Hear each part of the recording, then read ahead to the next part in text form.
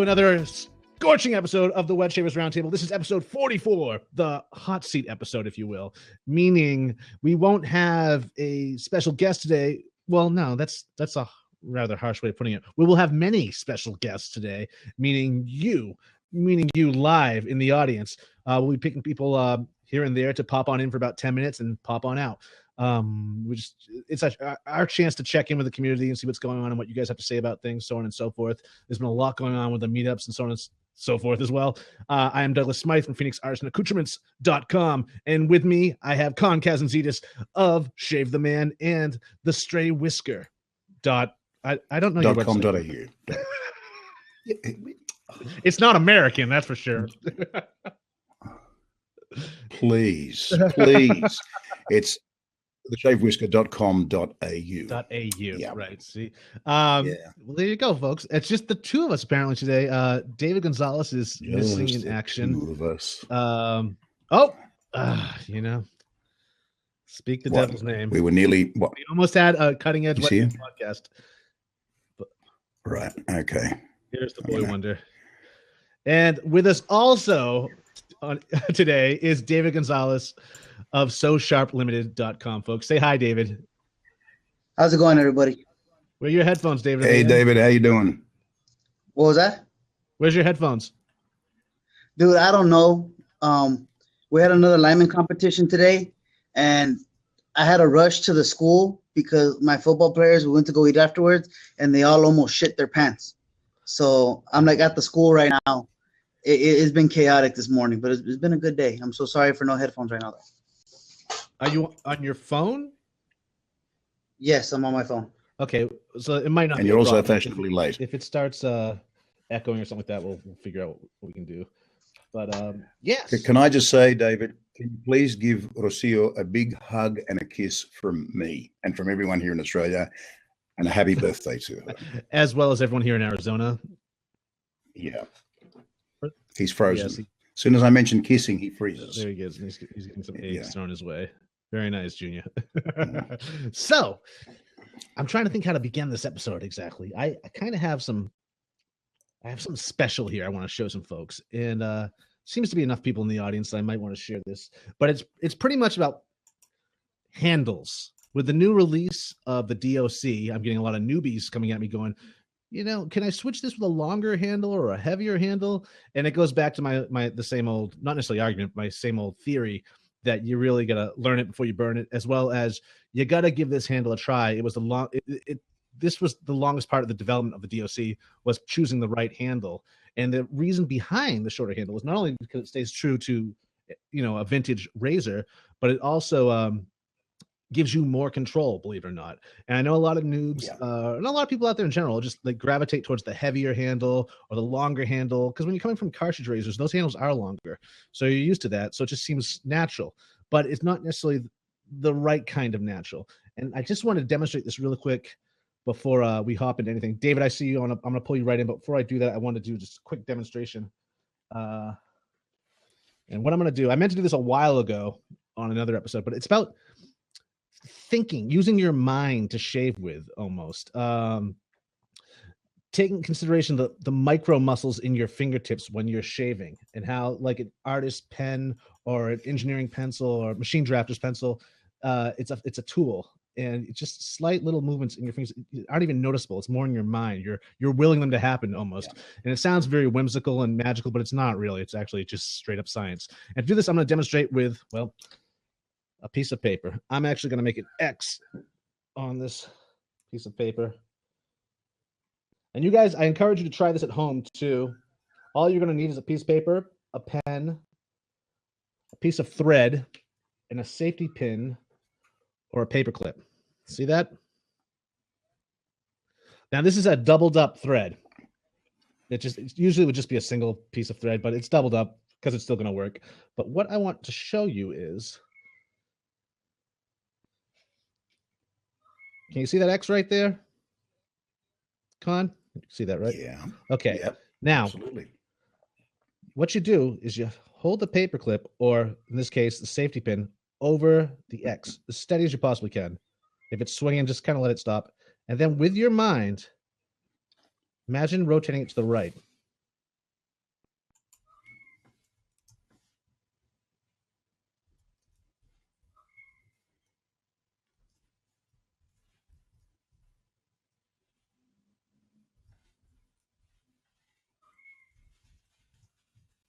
Stop it, and then rotate to the left.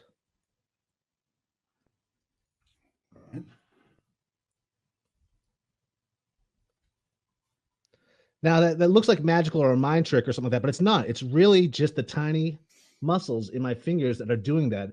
And you may be skeptical after just witnessing that because I'm kind of on the spot, but try it. This will just demonstrate what those muscles are doing. And that's what's going on when you're using a razor as well. This isn't the DOC, but when it comes to the knurling and everything and the lightweight of most of these razors out there, the vintage ones especially, and Bakelite, like just this, you can even with a J hook, you can mentally do the J hook too, subtly.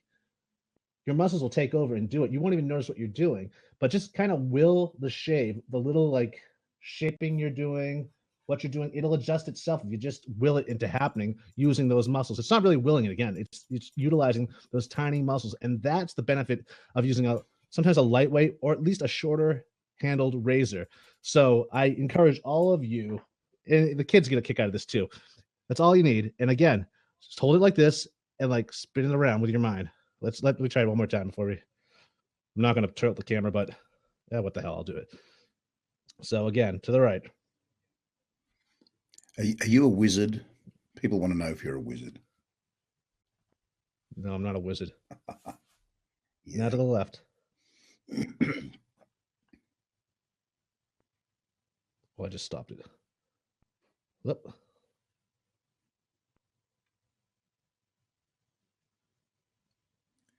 So you can see this is Douglas doing Foucault's pendulum. I'm doing Fulcrum's doing parlor tricks, it would seem. Give it a try, folks, and that'll just demonstrate what I'm talking about. Because I'll say it over and over again until I'm blue in the face why I chose this handle, the weight of it, and the length of it. But what it all comes down to is like there's a method to my madness, believe it or not. So so try that. It's highly entertaining, and you'll learn a lot from it. Because we're typically, Con and I are always doing these thought experiments. I thought I'd do an actual experiment in the real world. So there's that. And where is David? David, where are you? There he is. You there? He is. Bring him on. Okay, so let's get this episode going. David's going to give me some grief, isn't he? There he is. Yeah, I don't know how, because I'm at my job, my actual job. I'm at the high school I work at now. So I don't know how the Wi-Fi really works with streaming on this thing right here. So fine right now. It's probably better than it's been for you in a while. And now that David's I might add it's the same thing with a straight razor too. That same little subtle movement in the hand and the little muscles in the fingers are working for you, and you just will it. And this adds to that whole Zen aspect. This is like level 2 of the whole Zen aspect of shaving too. Will part of that when you're shaving too. Those little subtle movements, your fingers are going to do the work for you. Those little tiny muscles, subtle stuff, and that's just another level and something else to consider while you're shaving. So we got that going on. I also want to mention today. So can I just say before we go any further, this whole long handle versus a shorter handle thing. You may remember. I mean, these were a thing when I was a kid. That they used to have those fun pens. They were like huge, like you'd get a huge eraser for big mistakes, and you had a really big pen for pencils too. Yes. They were really hard. They were really hard to control and write with, even if you were really and that sort of thing. If you had great penmanship, if you picked up a really large pen, you couldn't write with it. It was almost impossible to write with. I'm glad you brought that so up. The smaller the pen, the more agile and I guess the finer skills could be. And that feeds in exactly into what you were just saying about having a shorter hand. And that adds the demonstration. You could also take this demonstration out and move from the thread to a piece of rope and try doing the same thing. And now you've overstepped these muscles. They're no longer in control. Now it's the wrist, and then the bigger it gets, then it would be the arm, so on and so. It's like martial arts, using the elbow. It's what's stronger. What's the stronger course of action for a smaller, more economical movement? And so that's just something to consider. It's also the Maggard's meetup today. I wanted to bring that up. That's going on, I believe, right now as we speak. And that looks like, from the pictures I've seen, it looks like it's a real killer time. I wish I was there. It's a lot of fun. Had to sit that one out because I'm exhausted, but so that looks like it's good. So everyone there, I don't know if anyone there is watching or not, but have a beer for me and have some of that vegetarian lasagna. What else we got? Well, got to say happy birthday for Rocio. Please give her a big hug from everyone here in Australia. You would have had a celebration last night, I hope. Is that right, David? Oh no! Well, remember you guys are a day ahead. So actually, in my time, today is her birthday. So Well, there you go. Happy. And you're spending it with us. Yeah, well, because she's with my stepdaughters right now. She went to the lineman competition in the morning with us, and then her daughters actually had a nice lunch scheduled for her out in Long Beach. So they went to that. Yeah. Now they headed over to a nail salon to get their nails done, and we're gonna go pick up. I'm gonna go pick them up right now when they're done.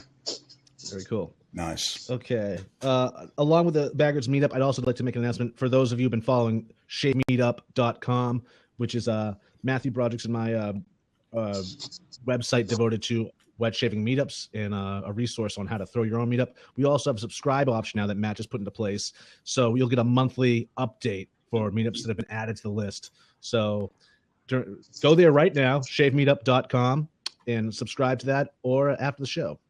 Now, who are we going to pull on first? What's going on here? Seems like Steve Hardy has a question.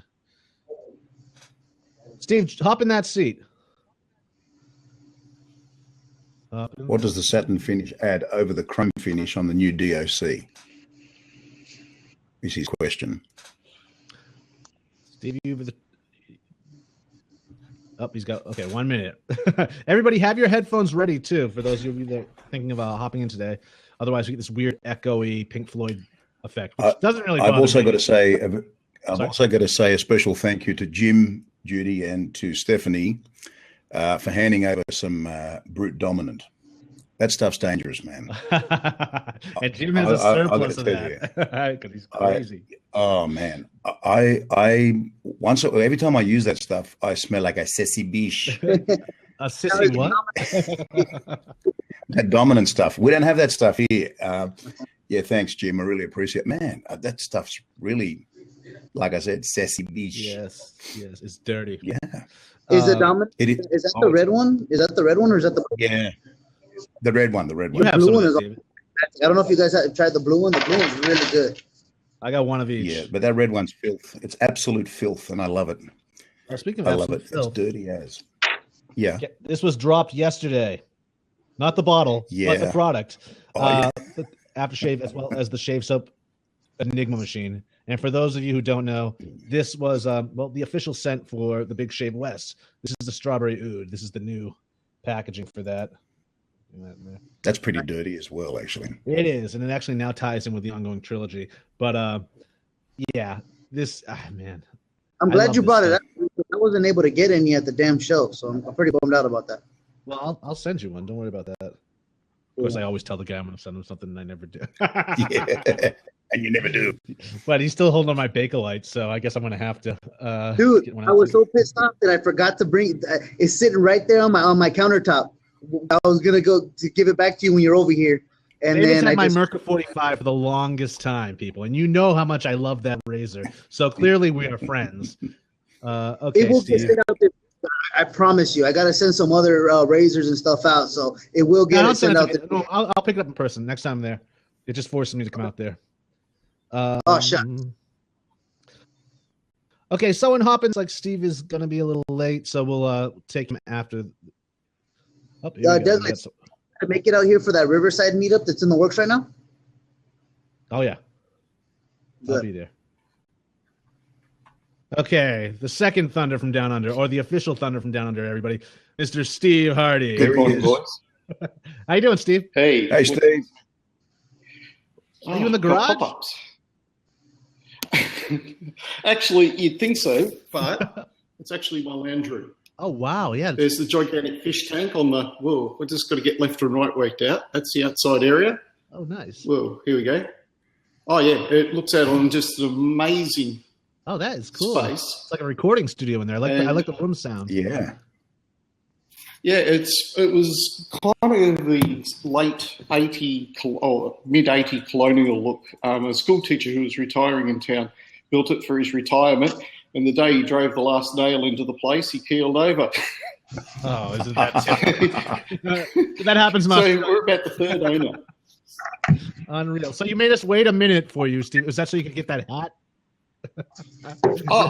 Yeah, I had to go. You notice we're all wearing them today. I saw Tom's hat, and I had to make the hat. That, my dad calls this my grandpa hat.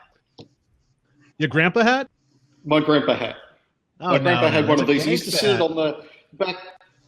Huh? That's a gangsta hat. Gangster hat where you come from. Where I come from, my dad keeps one of these on the back shelf of his car. You know how you got babies on board and all that sort of stuff. He has an old grandpa hat sitting on the back of his car, so people know that he's old and they're not allowed to run into it. Like you just pulled over someone's grandpa. Nice. So, what's your question, Steve? It happens. Well, I want your new satin open comb, double overhead comb. You know me, I reckon that with one shim, it turns into a absolutely killer razor. Now, I can't talk you into doing an all metal CNC. And you brought out the satin. Now I want the satin. Being ceramic coated slides better. The coatings and like rhodium and stuff, they're great and they shave fantastic, but I've noticed that the coating and the way razors are finished adds or subtracts to how they behave on your face in a shave. And I'm thinking, well, the satin finish maybe will be, besides satin, which is all it had to be, was satin. I just wondered if it made any difference, if you felt any difference on your face. Well, with shaving cream, it's just a case of, I just brought out like Henry Ford, you can have any colour you want except black, or including black, and now you've brought out the white version, and we all want the white version. That's my scuttle. You can have any colour you want as long as it's white. Does it make a difference? I'm sure at some level, at some very minuscule level, it does make a difference, and I would guess that it would add just a little resistance, maybe, which could be resistance. Yeah, I think a little bit of resistance where a chrome finish would be sleeker. So it's gliding across. Again, something you wouldn't really notice. It'd be the same resistance. It's negligible. Yes, as stainless steel, if you will, or something like that. But I really don't know what difference that will make. I did it just because I like the way the satin looks. I wanted to try something new. Oh, it looks fantastic. It looks gorgeous. You know how to appeal to us poor bastards. Well, it appeals to me too. I also did a nickel plated one. I did a gold, and I did satin, and I fell in love with the satin. I think David Gonzalez, where is he? He's in and out. David Gonzalez got to see the nickel plated one as well, and I think I'm sure it was him. He dug the satin finish more. That was one of the deciding factors. Yeah, the satin finish was fantastic. I can't wait till I could get the damn satin finish because it looked really good. Yeah, I'm very happy with that. Oh man, and it's just like it's so great to finally have the DOCs back in stock because it's been months and months and months, and everyone was so pissy, not in a bad way, but pissy about it and frustrated about it. But no one was more pissy about it and more frustrated about it than me. So I'm glad to have them back. I always find that really interesting. Like, people feel like, what, you don't want to make the money? Like, of course, like, no, yeah. I'm doing it intentionally. He doesn't want to take my money. How dare he not get the razor in stock? Like, people have some sense, dude. Obviously, there's a demand for it. Doug would love to take your money, but it's just not his hands right now. Yeah. He just skipped on shipping. It's on the slow boat from China. Yeah. Oh, no, not China. But I will say the chrome made elsewhere. I thought everything was made in China. No, you'd be surprised. But I was having issues with the chroming though too. I did because we do like an extensive quality control when they get here too. So not only does it happen at our manufacturers, it also happens here, and we go through each one of them. We actually are doing the finishing parts, finishing touches on it as well, and we would get getting more of these like spurs more than usual, and the chroming just wasn't up to par. I don't know what was going on in the process. It could have been due to the time that they were putting them in this tumbler, so on and so forth. So it was just like a bloody mess. So like the satin really saved the day as well. Not only do I like it better, it's I think it's just a better razor in the quality department. Now, granted, we were going through hundreds of them, and we still weren't happy with them, so we kept sending them back until we got them. So that was another reason why it was taking so long. Finally, we got it. We're to a place where both I and the manufacturer know we want. So I'm really stoked about that. I plan to get it, and I'm told that I have to get your sandalwood, that it is the best sandalwood shaving cream to go with it. So I've been waiting for my 2016 order to up, so double overhead comb, sandalwood. Nice. It's Sounds my favorite good. sandalwood. I'll say that. I grew up a bay rum and a sandalwood guy, so sandalwood is very special and important to me. So when I was going to do one, it had to be the right one. It actually took me probably about 10 attempts to get it just right with what's going on there. So thank you. What else is going on, Steve? What else is going on in down under? Oh, well, I kind of started a small bushfire, accidentally, unaccustomed as I am to public speaking and having an opinion. What's that like?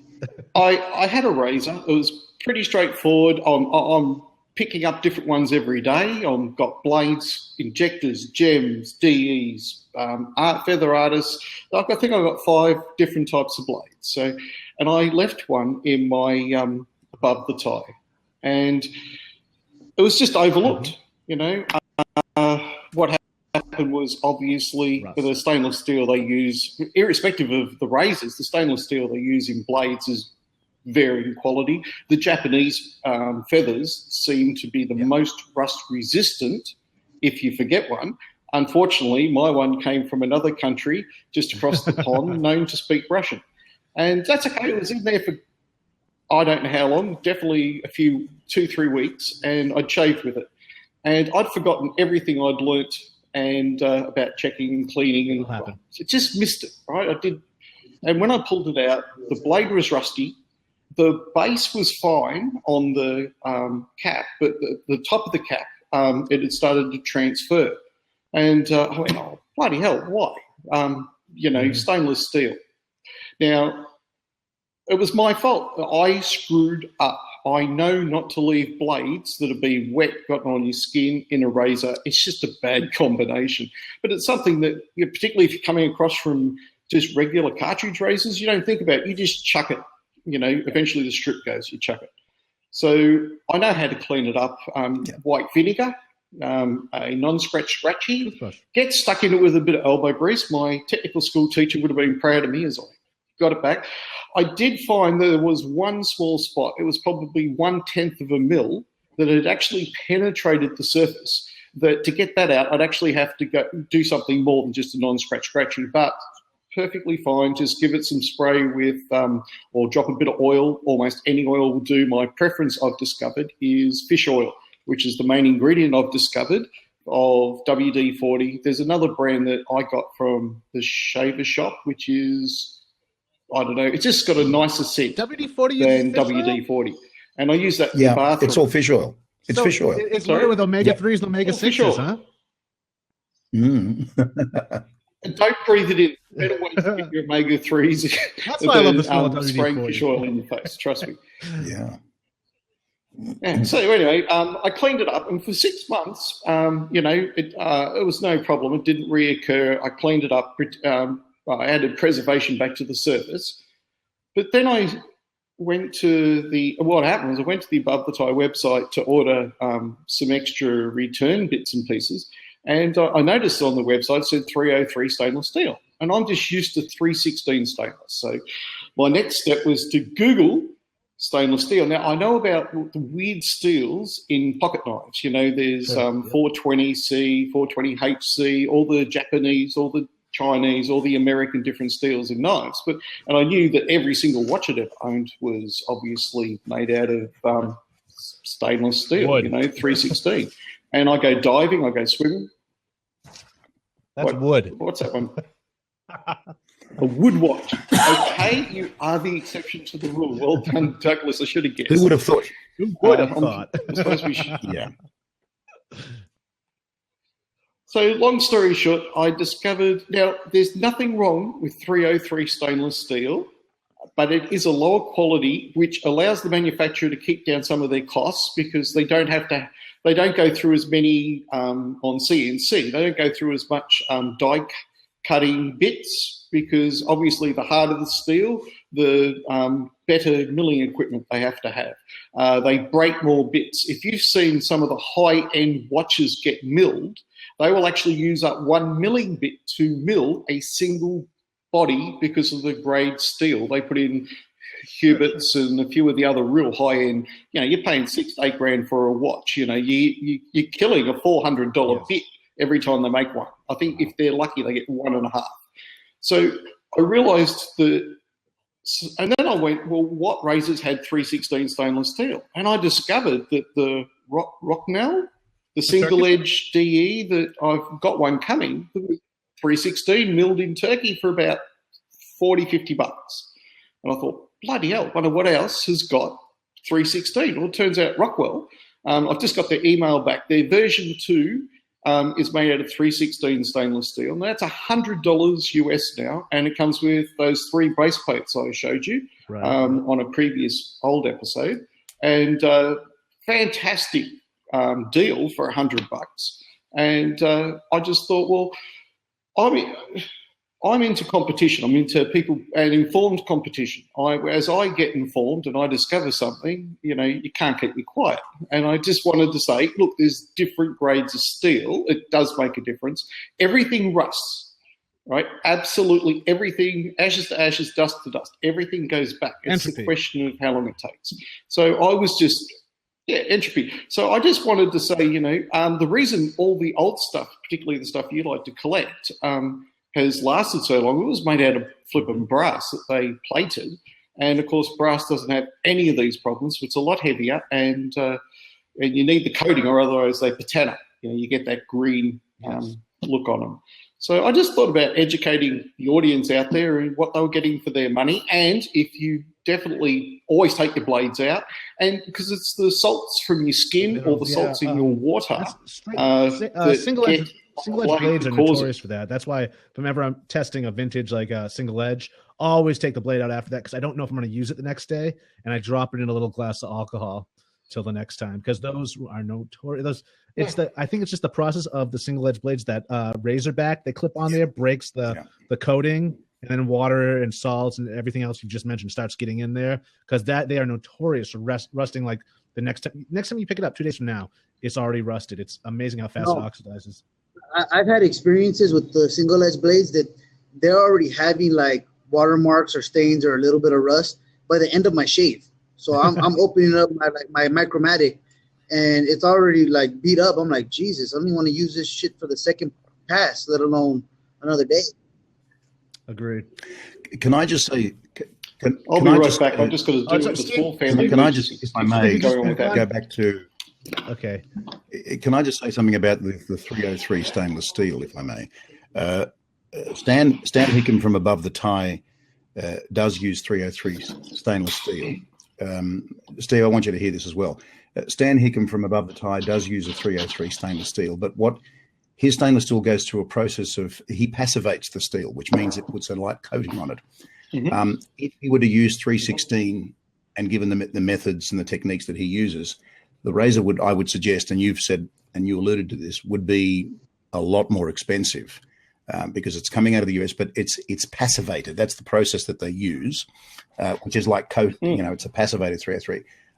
You're absolutely right. Everything oxidizes, including us. We oxidize, wrinkles and all that sort of stuff. I just did. We rust. Yeah, I know. You've been rusting for the last, I don't know how long. Con, you have severe rust.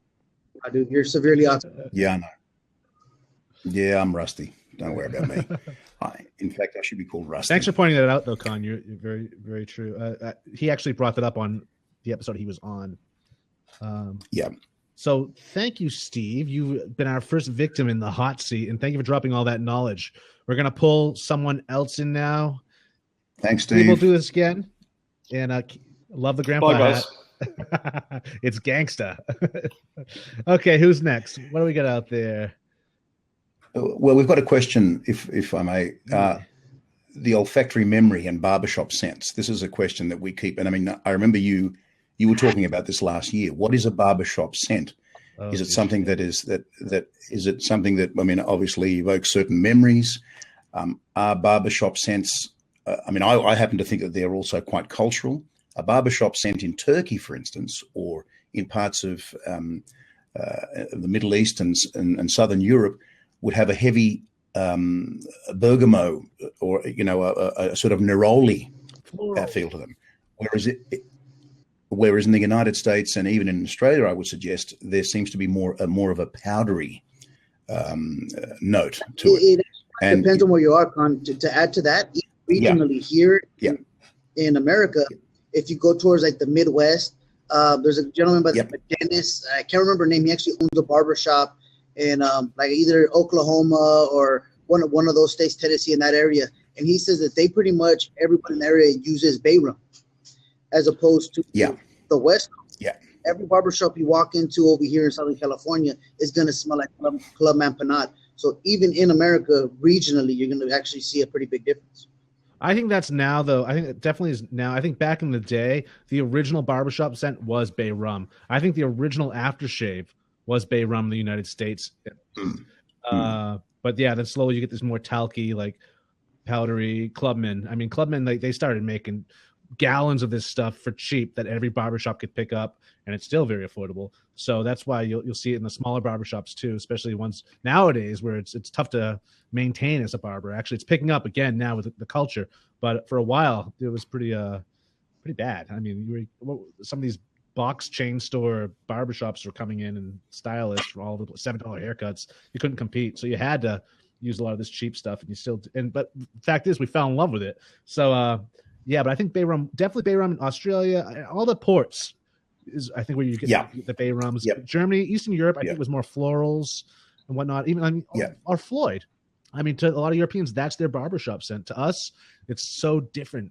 We love it, but it's so different. I notice as a vendor in the United States, I have trouble selling it sometimes because people just they don't know what it is. Whereas you look at in Europe, they love the stuff. You know, it's amazing, and it's a killer bottle too. It's got a Bakelite screw top. Not many people know that, but that's a solid bottle.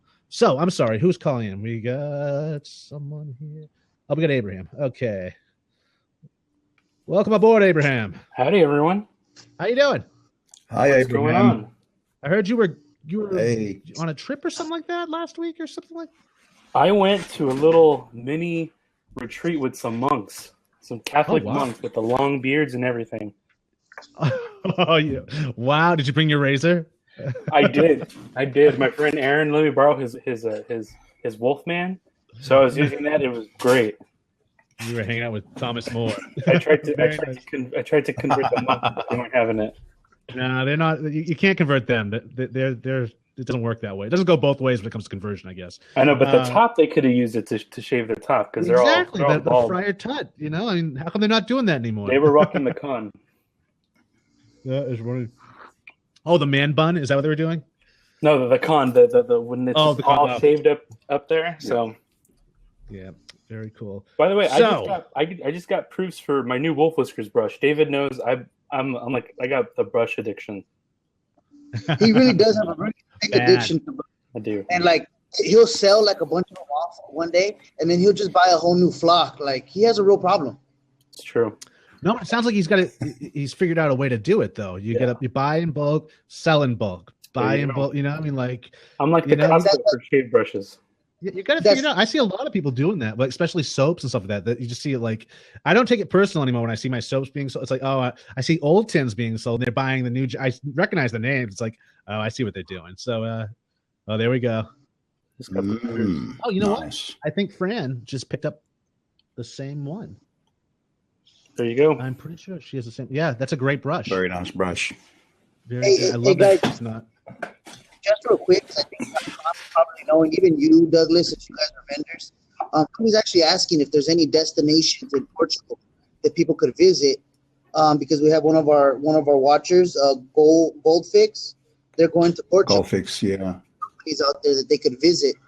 I know the Mo out of Portugal, I think, also Portiscale, Portugal. Yes, they are.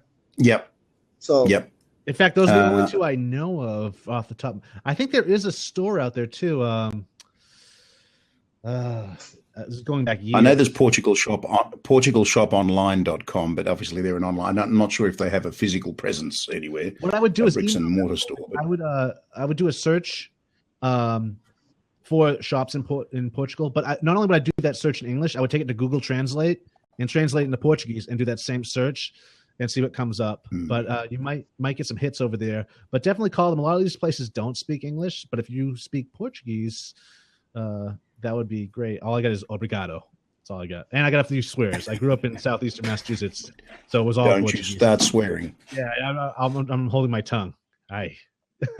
But yeah, that's what I would do. Google Translate has saved me a lot of times. There was one time I was searching for a razor that it was made in Japan, and I'm still actually looking for any information on it. But I joined all these forums all over the world, but especially in Japan, and I was communicating with Google Translate, and I'm sure it was quite laughable on their end. But I was going back and forth with these people, couldn't find anything. But hopefully that technique will work for you. So good luck, Goldfix. So Abraham, let's talk about Riverside. Riverside. This is a meetup that will be happening, folks. For those of you watching, we're slowly putting this together. Information we found out about that at shavemeetup.com, as well as the Facebook page. What's the Facebook page you just started? It's called the Wet Shaver Social Club. It was it's a group that I know. Like I buy a lot of stuff and then I don't end up using it. And instead of like selling, I'd rather just give it away. So I'm going to be doing some stuff on that about just giving stuff away. There's something I was talking to Con about that I want to do in the Shave the Man group that I'm probably going to do next month, and I'm really looking forward to that. I am all for it. You got to do it. Do it, man. Brushes. So I totally support your decision to start giving some stuff away. Well, in this giveaway with Con, there may be a surprise. I know. So, do you mind if I talk about that real quick with the giveaway I want to do? No, yeah, talk about it. You know, after the whole thing happened with the Cybert family, it was just really cool to see all that support, right? So one of the things that I want to do, you know, I'm a youth pastor, and I love I love seeing the community inside the wet shaving group or inside the wet shaving community. So one of the things I wanted to do was start a giveaway. But the way you enter is you can either like post a shave of the day picture, or for those that make YouTube videos, to post a shave of the day picture, but then put in the shave of the day picture the hashtag I'm grateful for, and then tag somebody that you've met in the wet shaving community that you're really thankful you've met them. Maybe they answered your question about blades, or maybe they even sent you a soap when you were a newbie. But basically the way you would enter is you would post a shave of the day picture, do a video, use that hashtag, but then you would tag them, and your entry isn't for yourself, it's for them. So we want to do it where on one day everybody does it. I'll have somebody random pick a winner. So the great thing is if the person who's like been a really big help, not just to one person, they're probably a really big help to a lot of people in the community. So instead of like I would enter once, somebody could potentially enter somebody a lot of times. And because I know anytime I get complimented, it makes me feel really well, especially when it's out of nowhere.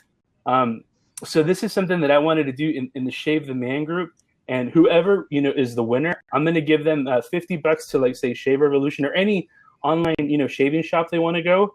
I also have two friends that are in and around the shaving community that are going to be donating something to that. One of those things is really beautiful. And so I just wanted to do this type of giveaway where the people that go out of their way in the wet shaving community to either answer questions, or even there's always a person that I know David, anytime I post a shave of the day picture, he goes beyond just the like. He comments on it. And I know that in the very beginning, all the times David did that, it was like, okay, cool. You know, like I'm getting the hang of it. So there's a lot of people that we're thankful for. Those people that comment, those people that like the post, those people that send you a DM. Hey, I saw you had that soap. How did you like it? And then they'll go out of the way and say, I'll send you a sample of it. Peter, check out this. So this is going to be a giveaway where you don't enter yourself, you enter somebody in. And I mean, imagine on this day, if it's a Saturday, imagine what it's going to look like when your name pops up. Somebody mentioned you in this comment or in this post. And so you're not entering yourself, you're entering somebody. You're saying thank you. And hopefully it'll be something really positive in the wet shaving community. So that's something I'm going to be doing in July. Probably going to do the first weekend of July, or maybe even wait till the end of July and announce the winner at the Riverside Shave Meetup group. But again, this is going to be for everybody in the wet shaving community. Very cool. So now we've just tied into the Riverside. Explain what we are going for here. Okay, so the place we're going is real quick. Let me talk about this. It's a restaurant/brewery. They are more active at night. So I remember I went in one day with my friend Mike, and it was about 12. The place looks not only beautiful, but there was nobody in it. We went later on that night, and then it was packed. So I was thinking, this could be a great place to have a meetup for those that want to enjoy a drink, or for those that just want to see. There's a huge wall that's made out of glass, so you can see all the containers, how they make the beer and everything. There's actually even there, you can start the process of making your homemade beer if you would like. The place is already reserved. It's called Wick's Brewery in Riverside. Excellent. And I have it from 11 to 2 or 3. That way, I know that way if people want to get together afterwards or even beforehand, it leaves both ends of that day available for, so if people come out from like another state, well, then they can go, to Orange County, to Disneyland or whatever afterwards or even beforehand. So from 11 to 2, it's our time. We really want it to be something where, not as big as the Big Shave West, because that thing's huge, but just something where we can enjoy, have conversation, have some food. Instead of having vendors come where they donate stuff, if everybody just brings one thing and just raffles that off, that would be great. But the big thing is for this meetup, if you're new, come to this and ask your questions. So I know I'm going to bring about 4 or 5 friends that want to get into it. And hopefully, they're the ones that get a ticket and, they win free stuff, because I want them to see, like, the reason I love wet shaving isn't because I save money, wink, wink, but it's because of the community. So sure. Well said. So did you did you post this on the wet shaving meetup page on Facebook? I just got the confirmation of the reservation yesterday. So I was going to send that info to you. That way you can update it and everything. I know you said you were going to work with Robert or something for maybe the soap and aftershave or something. Yes. Local Gent and I are doing a collaboration on the official soap and aftershave, and that's going to be awesome. We've been in talks because now this is, man, you can help me out here. Riverside, his description of Riverside was like orange blossoms, stuff growing. It's like a farming. It's like known for that, or it was back in the day and whatnot. And so I've been toying around with orange blossoms or neroli, a little bit of jasmine and some earthy notes. But what do you have anything to add to that? You know what? I would even say this. Riverside. In the area where we're at, within an hour, you can go to some place progressive like LA, or you can go to some place more hip and modern like Orange County. Riverside, we're kind of like, we struggle for our identity, but once you spend a day there, it's beautiful. It's imagine Pasadena in the 50s with all these palm trees and if you've ever seen the movie Changeling, like inside those neighborhoods, they are beautiful. So I would say when it comes to scents, don't get too caught up with orange, but I would say I don't know, like it's just talk to me. Something that has that wants to come into its own identity or something. You're a perfumer, okay. Either way, we're gonna love it anyway. I wanted to speak for this area, so I want it to be a firm representation, or maybe a loose representation at this point. But I think orange and orange blossoms. There's oranges everywhere, but there's a lot of orange soaps. Yeah. Oh, no doubt. This would definitely be different. I think we're actually kind of really short on orange type scents. Like recently, that topic has come up a lot on the groups, and a lot of people bring up La Orange Noir, which to me doesn't even smell very orange, in my opinion. That's just my opinion. Don Marco, but I haven't seen a lot of really good orange scented soaps. Maybe I'm just crazy. Smells like Sunny D to me. It's so funny. That's funny. Hey guys, but Rocio just texted me. It's time for me to go pick her up at the salon to spend the rest of the day with her on her birthday. So I'm gonna have to duck out. Your mani pedi? Yeah. Right on, David. Well, thanks for checking in with us, and we'll catch you next week. Same bat channel, same bat time. I have nothing going on next week, so I should be good. There's no football event, so I'll be here. Excellent. Okay, we'll catch you later. See you, Dave.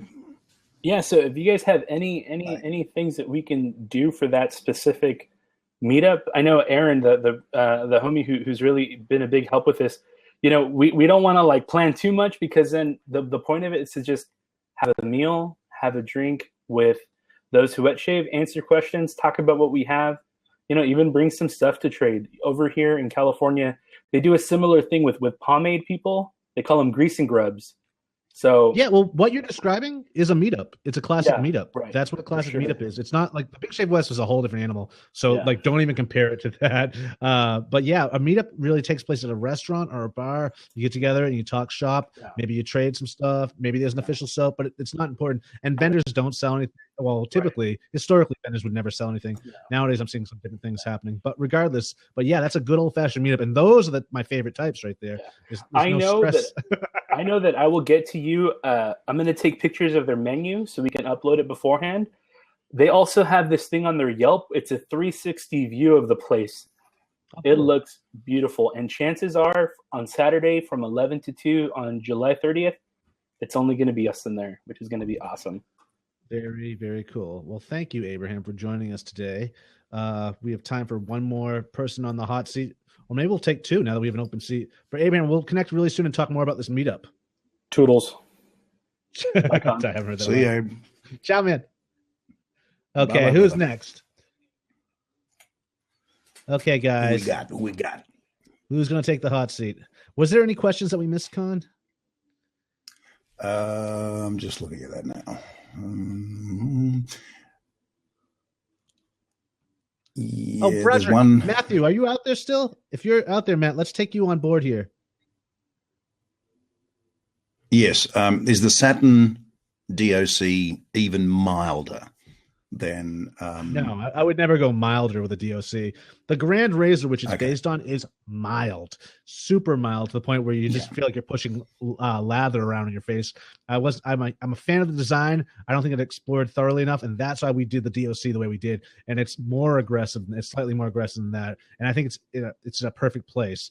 What people have trouble with it's usually the angle or the blade of choice they're using. But once you figure that out, it's a very economical shave, and it is very it's delicate, but it gets the job. Well, but again, your miles may vary. Perhaps that talks, but that perhaps talks to the question about the difference. Is there any discernible difference between the satin finish and a non-satin finish razor? I mean, that it's I don't think there probably. I really don't think there is. No. To be honest. No, I really I'm sure at some level discernible. But no. Okay, who do we got out there? A shaving Senate. That's interesting. Wow. Mm-hmm. How about a shaving manifesto? You want a shaving manifesto? What, another one? But post my shit. No, I'm glad Abraham that is it Abraham that's talking right now about the post. His perspectives changed. Yeah, last year it blew up on other people's heads as well, perspective-wise. Rich Shay's also, his mind was blown after that. So, that's exactly what we're going for, just creating awareness and just blowing up heads. And now we have Matthew Broderick, everybody. Matthew Broderick from Seattle ShaveCon, as well as ShaveMeetup.com, my partner in crime. Where is he? Welcome aboard, Matthew. Hey, everyone hear me? Here he is. Yes, we can. How you doing? I'm doing good. Finally, it's finally nice to actually talk to you. We've chatted on and off for a long time now, so we've been pen pals. I don't have any headphones, so hopefully everything will actually work out okay. I didn't even shave today because I wasn't expecting this, but it's all good. Fair enough. Same here.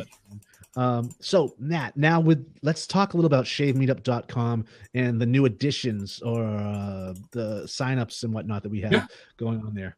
All right. So first of all, like a little history, as we've been doing shave meetups here and there and everywhere, people across the country trying to get stuff together. Everyone gets on the forums and they get the little group and no one talks to them, and it's horrible. We all love it. We all want to do more of it. And so I started thinking. I went and got a web page and kind of dropped off because I'm busy like everyone else is. And then I saw your Facebook group. I said, well, let's go see if we could talk. And we talked and it worked out. We got a theme up. It looks good. Starting to get the word out there. And so we got about 8 or 9 ones up there now, and people are talking and sharing. It's looking really good. But I keep getting all these emails. Hey, I missed the meet. I want to know when this next one is over in BFE somewhere.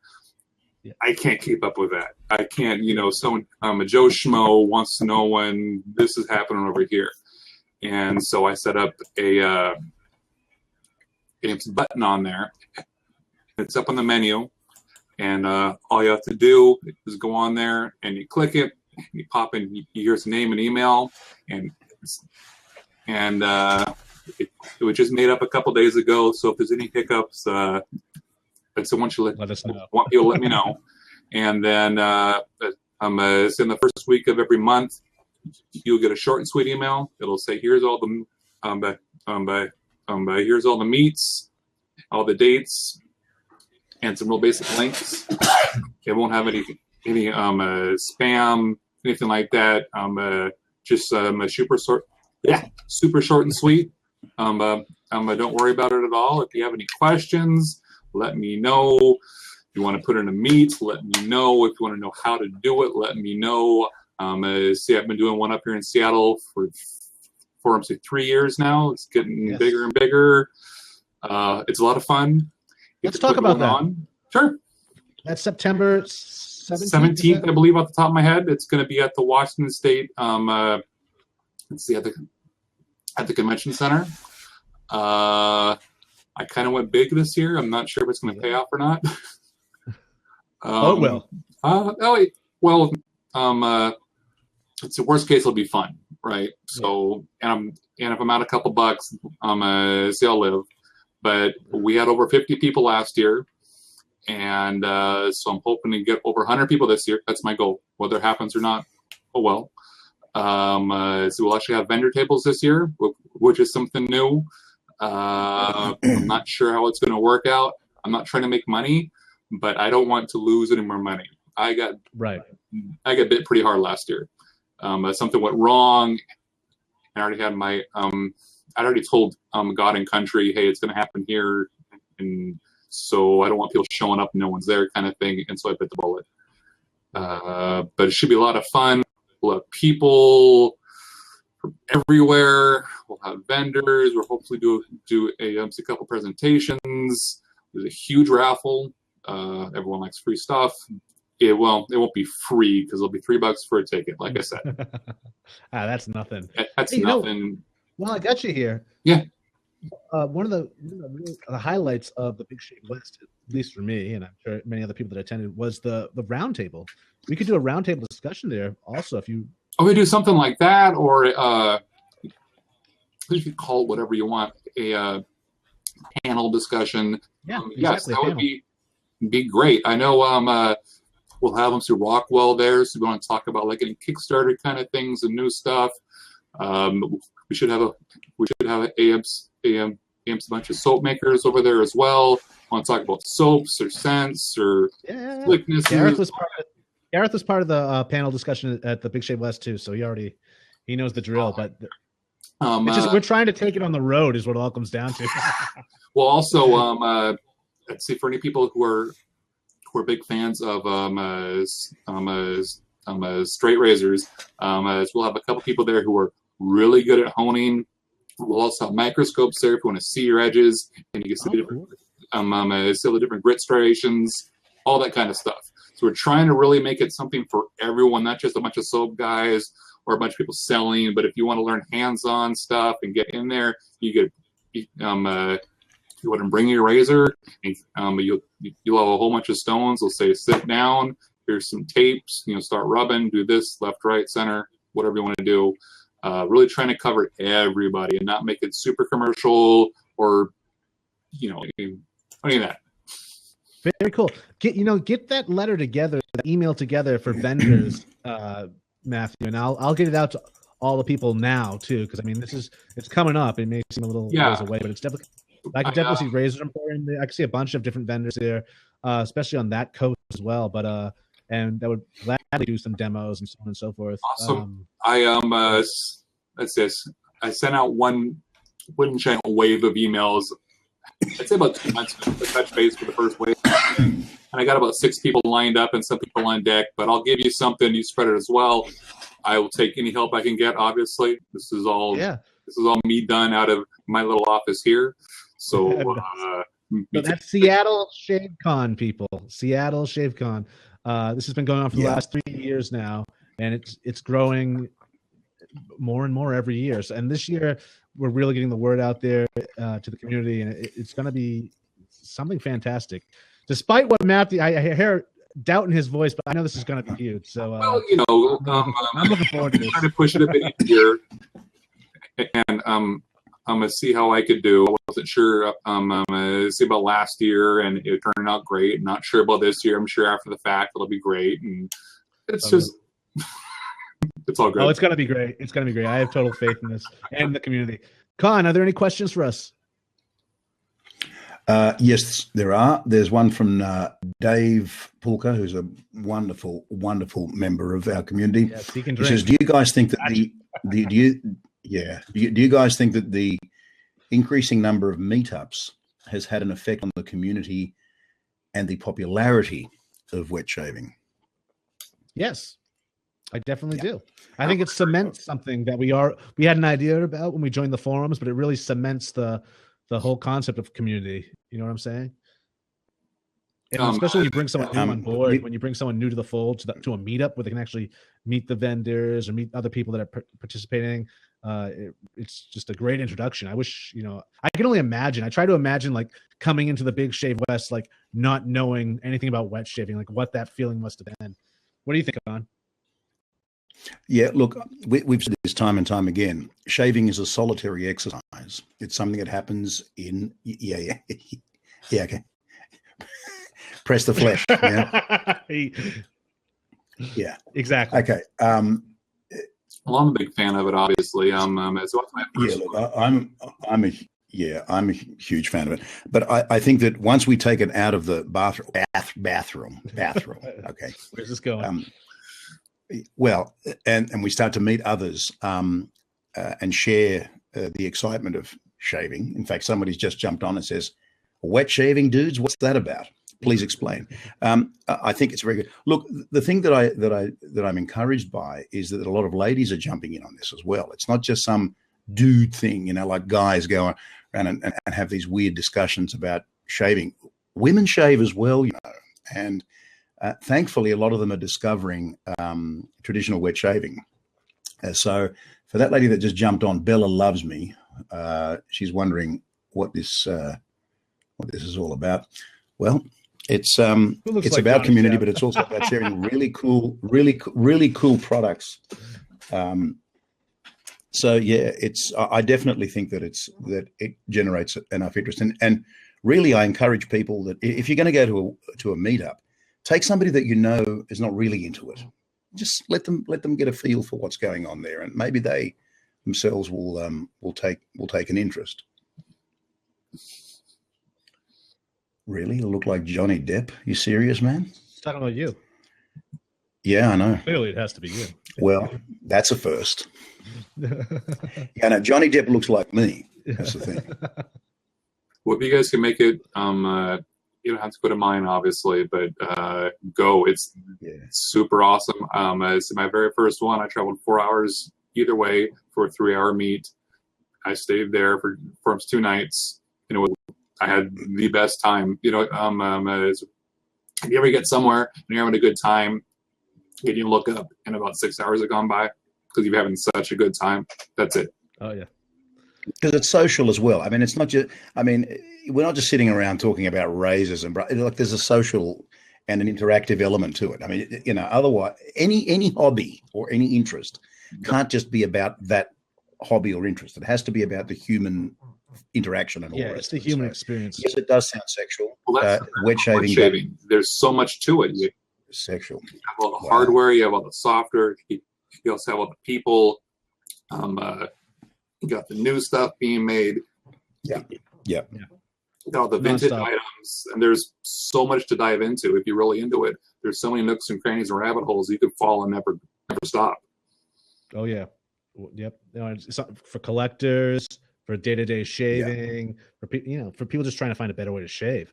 Yep. Yeah, it really does. There is something for everybody there. So for the people that just popped into this this little forum we're having right now, or this panel discussion, it may sound a little kooky, if you will, but there's definitely something to be said about it, and it's more than just sounds daily weird. chore. It is weird. Let's face it. There's a weirdness there, but Weirdness, we're normal, I think. But this is taking us to the end of the show, it seems. And again, as you mentioned, when time flies when you're having fun, and it certainly has today. I wish we could have gotten more people into the hot seat today, but for those that did or were part of it, thank you guys. That's Steve Hardy. Thank you to you. Thank you to Abraham, Villela, and Matthew. Thank you for joining us. And I'm glad we got you in there. Your link will be right here, or maybe right there, but it'll be at SeattleShaveCon.com, and also check out Matthew and I's page, shavemeetup.com, to stay posted on wet shaving meetups happening near you, and also as a resource to learn how to start or create your own wet shaving meetup and aid us in building this wet shaving community. And for those of you who just popped in for the first time today, please join us next week. We're here every Saturday, 6 p.m. Eastern time.